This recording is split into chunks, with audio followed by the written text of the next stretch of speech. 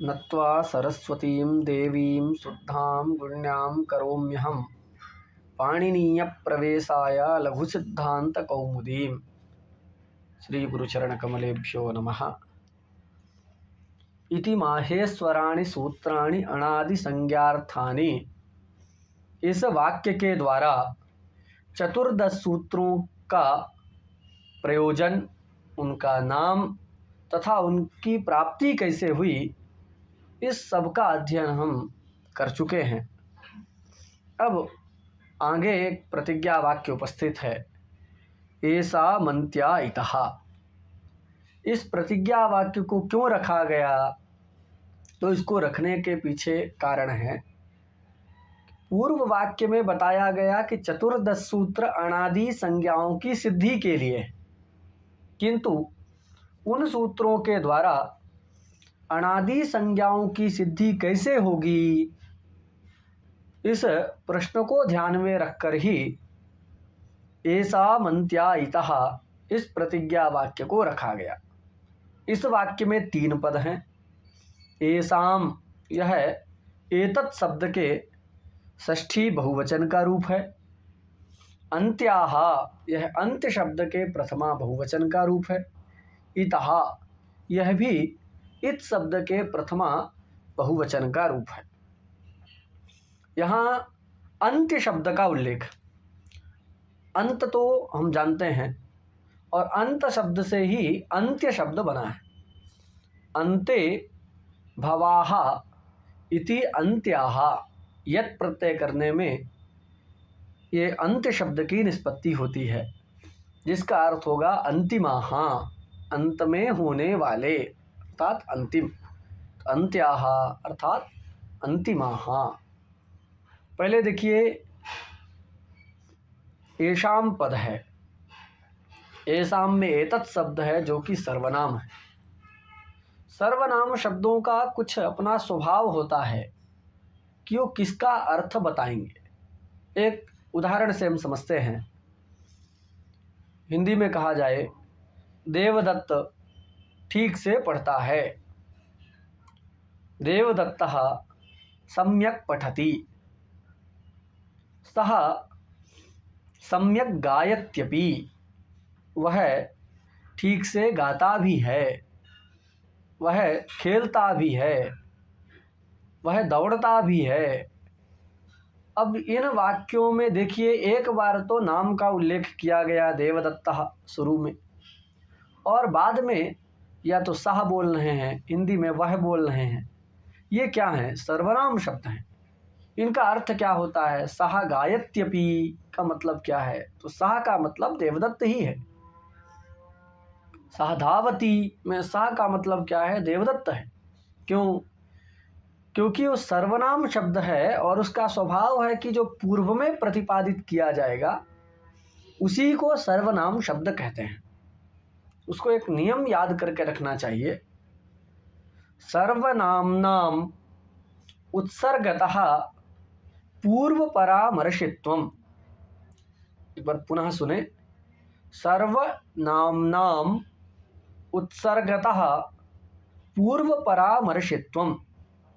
जो सर्वनाम शब्द होते हैं वे स्वभाव से ही पूर्व के परामर्शक होते हैं, पूर्व के बोधक होते हैं। यहाँ एतत् शब्द भी सर्वनाम है, तो यह भी अपने स्वभाव के अनुरूप पूर्व का ही परामर्श करेगा, पूर्व का ही बोधक होगा। तो देखिए, इसके पूर्व में किसकी चर्चा चल रही है? तो इसके पूर्व में हम लोग चतुर्दश सूत्रों के विषय में चर्चा कर रहे हैं कि ये सूत्र कहाँ से आए, उनका नाम क्या है, उनका प्रयोजन क्या है। इस प्रकार हम चतुर्दश सूत्रों के विषय में ही चर्चा कर रहे हैं। तो पूर्व में जिसकी चर्चा हो रही है वही सर्वनाम शब्द का अर्थ होता है। तो यहाँ ऐसाम शब्द का जब प्रयोग किया गया तो उस एतत् शब्द के प्रयोग से पूर्व चतुर्दश सूत्रों की चर्चा है। अतः यह एतत् शब्द भी चतुर्दश सूत्र को ही कहेगा। तो एतत् शब्द का अर्थ हो गया चतुर्दश सूत्र। फिर उसमें षष्ठी है एषाम, एतत् शब्द के बाद षष्ठी आई है आम प्रत्यय, उसको हम सूत्र में भी जोड़ देंगे तो क्या बन जाएगा, एषाम का अर्थ हो जाएगा चतुर्दश सूत्राणाम। अंत्याः का अर्थ है अंतिमाः, इतः मतलब इत संज्ञकाः, तो एषाम अंत्या इतः इसका मतलब हो गया चतुर्दश सूत्राणाम अंतिमाः वर्णाः इत संज्ञकाः, इतना हो गया। अब जब तक हम क्रियावाचक शब्द का उल्लेख नहीं करते हैं तब तक हमको वाक्य से निराकांक्ष बोध नहीं होता। जैसे आपसे पूछा जाए कि आपने भोजन, इतना पूछ करके रुक जाए, अब आपके मन में प्रश्न होगा कि क्या पूछना चाह रहे हैं, भोजन करो किया कि आप भोजन नहीं करेंगे, क्या पूछने का अभिप्राय है, आपको समझ में नहीं आया। क्यों? क्योंकि आपने भोजन केवल इतना कहा गया, किसी भी क्रियावाचक पद का उल्लेख नहीं किया गया। तो यहाँ पर भी एषाम अंत्या इतः में किसी क्रियावाचक पद का उल्लेख नहीं है, तो इस वाक्य से निराकांक्ष बोध नहीं होगा, एक आकांक्षा बनी रहेगी कि आखिर इन चतुर्दश सूत्रों के अंत में होने वाले जो वर्ण हैं वे इत संज्ञक होते हैं अथवा नहीं होते हैं। इस प्रकार की मन में एक जिज्ञासा बनी रहेगी। इसलिए हम क्या करेंगे, क्रियावाचक पद को लाएंगे। उसको एक नियम यहाँ भी आपको याद रखना चाहिए, सर्वम वाक्यम क्रियया परिसमाप्यते, कहीं कहीं क्रियायाम ऐसा भी पाठ मिलता है, तो दोनों हैं, सर्वम वाक्यम क्रियया परिसमाप्यते अथवा क्रियायाम परिसमाप्यते। तो जब तक क्रियावाचक पद का उल्लेख ना रहे तो वाक्यार्थ की परिसमाप्ति नहीं होती, क्योंकि वाक्यार्थ की परिसमाप्ति वाक्यार्थ की पूर्णता, परिसमाप्ति मतलब पूर्णता, तो वाक्यार्थ की पूर्णता, वाक्यार्थ का निराकांक्ष बोध कब होता है, जब कोई क्रियावाचक पद रहे, तो क्रिया के बिना निराकांक्ष बोध नहीं होता। इसलिए यहाँ हम भवन्ति ऐसे क्रियावाचक पद का अध्याहार कर लेंगे।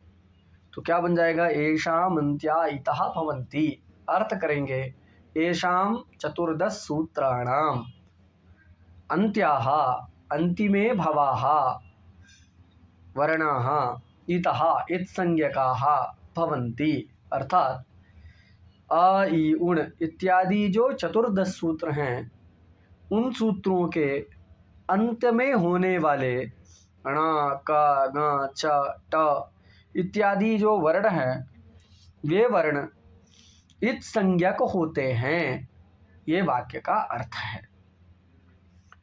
इन वर्णों की संज्ञा किस सूत्र के द्वारा होती है, तो वह सूत्र है हलन्त्यम। इसका उल्लेख अभी ग्रंथकार आगे करेंगे। तो हलन्त्यम सूत्र के द्वारा इन चतुर्दश सूत्रों के अंत में होने वाले वर्णों की इत संज्ञा होती है।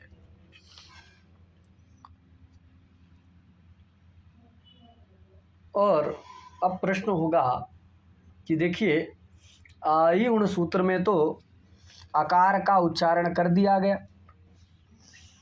तो आकार का आवर्ण का उल्लेख तो वर्ण समाम्नाय में है ही, पुनः जब व्यंजन वर्णों का उल्लेख कर रहे हैं तो वहाँ पर भी आवर्ण का श्रवण होता है, हय वरट ह य व र ट, तो ये प्रत्येक वर्ण के बाद आकार का श्रवण हो रहा है, अकार श्रवण हो रहा है। तो प्रत्येक हा या इत्यादि वर्ण में पुनः पुनः अकारोच्चारण की क्या जरूरत है, इस आकार को क्यों रखा, तो उसका उत्तर देते हुए ग्रंथकार कहते हैं हकारादिषु अकारः उच्चारणार्थः, हकारादिषु अकारः उच्चारणार्थः। हकारादिषु मतलब हकारादि के समीपवर्ती जो आकार है वह उच्चारण के लिए है। हकारादिषु में सप्तमी है और इस सप्तमी का अर्थ है समीप, औपश्लेषिक सप्तमी है। तो हकार आदिसु मतलब हकार आदि के समीपवर्ती। कौन? तो कहे अकारः। हकारादिषु अकारः मतलब हकारादि समीपवर्ती अकार। किस लिए है? हा या वारा सब जगह हा इत्यादि के समीप में अकार सुनाई दे रहा है, तो वह हकार आदि के समीपवर्ती जो अकार है उसका क्या प्रयोजन है? तो लिखते हैं उच्चारणार्थः। उच्चारणार्थः इस शब्द में भी अर्थ का मतलब प्रयोजन ही है। हमने कोश का उल्लेख किया था, अर्थो भिधेय रई वस्तु प्रयोजन निवृत्तिषु। तो अर्थ का मतलब क्या होता है? प्रयोजन। यहाँ पर समास हुआ है बहुब्रीहि, उच्चारणम अर्थः यस्य, और उसको कहें तो उच्चारणमेव अर्थः प्रयोजनम यस्य सः उच्चारणार्थः। तो हकार आदि के समीपवर्ती जो आकार है उस आकार का केवल उच्चारण कराना ही प्रयोजन है, अपना उच्चारण नहीं। उस आ के समीप में जो व्यंजन वर्ण हैं उन व्यंजन वर्णों का ठीक से उच्चारण करवाना ही, उन वर्णों का ठीक से उच्चारण हो जाए, यही हकार आदि समीपवर्ती अवर्ण का आकार का प्रयोजन है। उच्चारणमेव अर्थः प्रयोजनम यस्य सः उच्चारणार्थः। तो उच्चारण से अतिरिक्त और दूसरा कोई उसका प्रयोजन नहीं है। ध्यान देना है कि उच्चारण स्वयं का नहीं अपितु स्वसमीपवर्ती जो हकार आदि व्यंजन हैं उन व्यंजनों का उच्चारण ठीक से हो सके, इसी के लिए हैवरट इत्यादि सूत्रों में पुनः पुनः प्रत्येक वर्ण के उत्तर में आकार का उच्चारण किया गया है। कहा गया है कि अच के बिना व्यंजन वर्णों का उच्चारण नहीं होता। जो अच की सहायता से उच्चरित होते हैं वह व्यंजन कहलाते हैं।